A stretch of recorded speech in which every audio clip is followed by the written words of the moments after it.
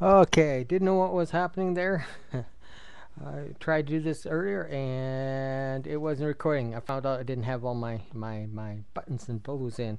Now I got it all going. Anyway, this is Rabbi Daniel saying shalom. Welcome again to another broadcast. Today's broadcast is called Put Your Downtime to Use. In Ephesians chapter 5, verses 5 and 15 and 16, Paul is teaching us or exhorting us and encouraging us to make the most out of our time. Solomon wrote that there's a time for a season for everything under heaven. There's a time to be born, a time to die, a time to live, a time to prosper, a time to poverty. There's a time for sickness, a time for health. There's a time for everything under heaven. Everything's in a cycle. It is amazing that we as creatures of who are bound to time in this sequence of life are told by God, who is timeless and without time, to make the best of our time. And why we're here is to invest into our time. You might not think you have much time to pray, but often it's just those mundane moments that happen in life where we could actually be doing something. Think of it many times a day that you spend in downtime. They're standing in line while you're waiting at the bank. Standing in line in any situation, it takes hours and hours. Instead of saying and being impatient or shuffling, why don't you just quietly go into prayer?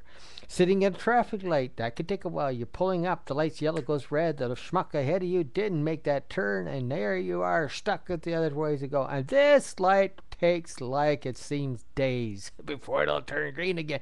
Rather than getting all frustrated, see it as the time where Yashem has made it just so that you can pray.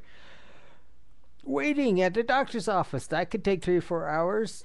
Why not spend it in prayer? Better still, go to the emergency ward and check your wife in or something. Maybe she's going to have a baby. I don't know. Waiting to see a doctor in the emergency ward, that's a good 3 or 4 hours right there. You can stand in prayer. Waiting for your family to get out the door instead of being frustrated, saying, wife, will you hurry up? Husband, will you hurry up? Children, come on, come on, come on. We're going to be late. We're going to be late. And getting all stressed out. Why don't you take that moment in quiet prayer? Waiting to be served at a restaurant or a coffee shop, that can be 2 or 3 minutes. Sometimes they got to cook your order. Why not take a few moments of prayer?